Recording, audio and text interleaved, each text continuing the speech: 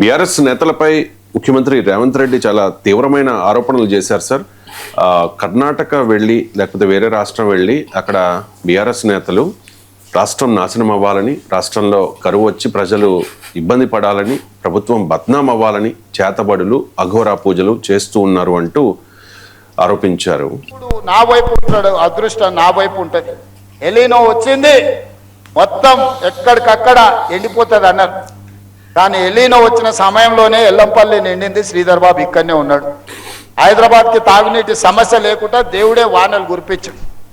కొంతమంది మాత్రం కర్ణాటక, తమిళనాడు పోయి అఘోర పూజలు చేసి కరువు రావాలి, జనాలు చచ్చిపోవాలి, ఈ ప్రభుత్వం బద్నాం కావాలని.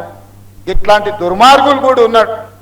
ఎంత ఘోరంగా అఘోర పూజలు చేసినా దేవుడు వాళ్ళ దిక్కు లేడు, దేవుడు మన దిక్కు ఉన్నాడు. ఎందుకంటే మన సంకల్పం మంచిది. నేను గొప్ప తెలివికల్లో ఉన్నాను నేను చెప్పను, పెద్ద పెద్ద చదువులు చదువుకున్నానని నేను చెప్పను. కానీ 10 మందికి మేలు చేయాలన్న ఆలోచన నాకుంది. అది ఒక్కటి చాలు నన్ను దేవుడు కాపాడడానికి, ఆశీర్వదించడానికి. ఏడికి పోయిన అక్క నేను మీ మధ్యలోనే తిరుగుతున్నా కదా.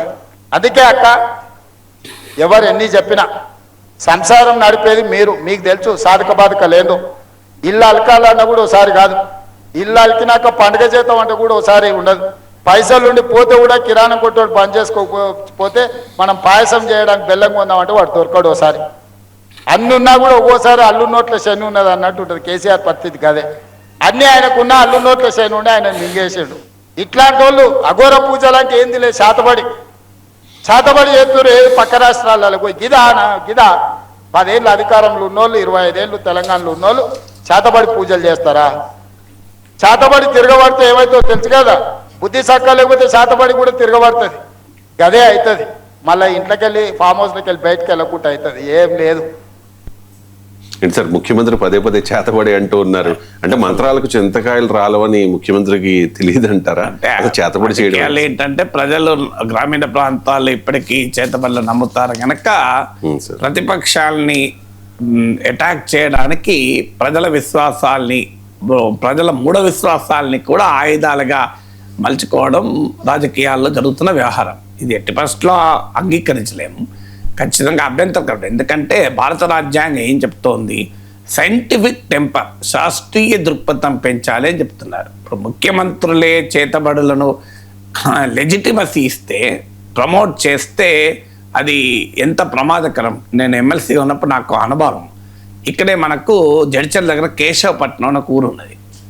ఆ ఊరిలో ఒక మహిళ చెరువులో దూకి చనిపోయింది. ఆ పక్కనే స్కూల్ ఉంటుంది, చెరువు పక్కనే. మీకు ఒక్కసారిగా ఒక మూఢనమ్మకం, ఒక మూఢ విశ్వాసం, వదంతి వ్యాపించింది. ఆ చనిపోయిన ఆమె దయ్యమై స్కూల్లోనే ఉంది అని. దాంతో పిల్లలందరూ భయపడడం మొదలుపెట్టారు, తల్లిదండ్రులు భయపడి పెట్టారు. బడి స్కూల్ మానేశారని చెప్పి మాకు వస్తే జన విజ్ఞాన వేదిక వారు నా దృష్టికి పట్టుకొచ్చారు. నేను అన్నాను మనమే పోదాం అని ఒక పిలిపించాం. దయ్యంతో ఎమ్మెల్సీ ముఖాముఖి అని ఒక కార్యక్రమం ఇచ్చాను. నేను రాత్రంతా పోయి ఆ చెరువు దగ్గర కూర్చుంటాను. మిడ్ నైట్ అమావాస్య రోజు మధ్యరాత్రి, మళ్ళీ మామూలు మధ్యరాత్రులు కాదు, అమావాస్య రోజు చిమ్మని చీకట్లు కదా, కటిక చీకట్లు ఉంటాయి. అమావాస్య అర్ధరాత్రి రోజు దయ్యంతో ఎమ్మెల్సీ ముఖాముఖి. నా ఉద్దేశం ఏంటి అంటే, ఇలా నేనే రాత్రంతా కూర్చొని బయటికి వచ్చి ఉదయాన్నే ఊరంతా తిరిగి చూడు నాకేమన్నా అయిందా, ఈ దయ్యాలు ఉండవు, భూతాలు ఉండవు, చేతబళ్ళు ఉండవు, ఇలాంటి ఏవి ఉండవు, మీరు నమ్మకండి అని ప్రాక్టికల్గా చూపెడదామని వెళ్ళాను.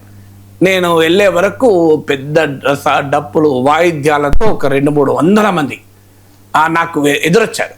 నేను కారు దిగడంతోనే పెద్ద ఎత్తున నాకు స్వాగతం పలికారు. నేను చాలా ఆనందపడ్డాను. అబ్బో ప్రజల్లో ఇంత చైతన్యం వచ్చిందని. అందులో ఒక అతన్ని అడిగాను, ఏం బాబు చాలా సంతోషం మీరందరూ వచ్చారు అంటే, ఏం లేదు సారు, ఇట్లా దయ్యాన్ని సీసాలా తీసుకెళ్తాడు ఎమ్మెల్సీ సార్ అని చెప్తే వచ్చినావు అన్నారు.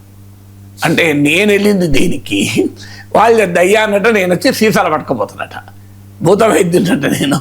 అంటే ప్రజల విశ్వాసం ఎలా ఉంటుందో చూడండి. నేనొక్క ప్రజల్లో చైతన్యం పెంచడానికి పోతే దాన్ని వెళ్ళి ఏమనుకున్నారు, నేను ఒక భూత వైద్యులు వస్తాను ఎమ్మెల్సీ సారు వచ్చి దయ్యాన్ని సీసాల పట్టేసుకొని పట్టుకుపోతారని. నేను అప్పటికి అందుకే ఆ రాత్రంతా కూర్చొని, అమావాస్య రోజు ఆ రాత్రంతా అక్కడే కూర్చొని తెల్లారి ఉదయాన్నే ఊర్లోకి వచ్చి చూడండి అయ్యా, దయ్యం ఉండదు, దయ్యాల భూతాలు ఉండవు, ఇలా మీ పిల్లలు చదువు నాశనం చేసుకోకండి అని వాళ్ళందరికీ అప్పీల్ చేసి మళ్ళీ ఆ స్కూల్లో పిల్లలు వెళ్ళేలా చేశారు. సో అందువల్ల మన నాయకత్వం యొక్క లక్షణం ఏంటి, నాయకుల పని ఏంటంటే ఆ మూఢనమ్మకాల్ని, మూఢ విశ్వాసాల్ని సమాజంలో అనేక కారణాల రీత్యా చాలామంది నమ్ముతారు, ప్రోత్సహిస్తారు. ప్రజల విశ్వాసాల్ని మార్చడం నాయకత్వం అవుతుంది. ప్రజల విశ్వాసాల్ని ఆయుధాలుగా మార్చుకోవడం నాయకత్వ లక్షణం కాదు. అందువల్ల అందులో ముఖ్యమంత్రి స్థాయిలో మాట్లాడితే ఏమైతుందంటే వాటి క్రెడిబిలిటీ, లెజిటిమసీ వస్తుంది. మనము అపోజిషన్ అటాక్ చేస్తున్నారని అనుకుంటారు, కానీ ఇలాంటి విశ్వాసాలు సమాజానికి మంచిది కాదు, సమాజ ప్రగతికి మంచిది కాదు. ఎందుకంటే మన దేశంలో చాలా విచిత్రమైన పరిస్థితులు ఉంటాయి. ఆ కేశవపట్నం గ్రామం నుంచి చూస్తే రాజీవ్ గాంధీ శంషాబాద్ ఇంటర్నేషనల్ ఎయిర్పోర్ట్లోకి వందల దేశాల విమానాలు దిగుతూ ఉంటాయి, వెళ్తుంటాయి. అది ఆ టెక్నాలజీ ఎంత గొప్ప టెక్నాలజీ చూడండి. మీకు ఇక్కడ పక్కనే గ్రామంలో ఇంకా దయ్యం అని జనం నమ్మడం. ఒక ఆధునిక టెక్నాలజీ ఒకవైపు ఉంటుంది, అంధవిశ్వాసాలు మరోవైపు ఉంటాయి. ఇది మన దేశంలో ఏకకాలంలో ఉంటాయి. అందువల్ల దాన్ని మనము ఎంకరేజ్ చేయకూడదు. ప్రతిపక్షాలను ప్రశ్నించడానికి, ఎక్స్పోజ్ చేయడానికి, చాలా పవర్ఫుల్గా అటాక్ చేయడానికి భాష ఉంటుంది, ఉదాహరణలు ఉంటాయి, మన కథా సాహిత్యం ఉంది. నీకు చాలా మన కథల్లో కూడా బ్రహ్మాండంగా మన సామెతలు ఉంటాయి, అద్భుతమైన సామెతలు ఉంటాయి, తెలుగు సామెతలు. సో అందరు ఊపర్ శర్వాని అందరు పరేషాని అని ఉర్దూలో ఉంటుంది. సో అట్లా మీకు గడ్డిపోచతో గంధర్వలోకానికి పోయాడు, ఇట్లాంటి సామెతలు చాలా దొరుకుతాయి మనకు బ్రహ్మాండంగా ప్రజల్ని అట్రాక్ట్ చేయడానికి. అందువల్ల ఈ అన్సైంటిఫిక్ లాంగ్వేజ్ను చీఫ్ మినిస్టర్ స్థాయిలో ప్రమోట్ చేయడం చాలా ప్రమాదకరం.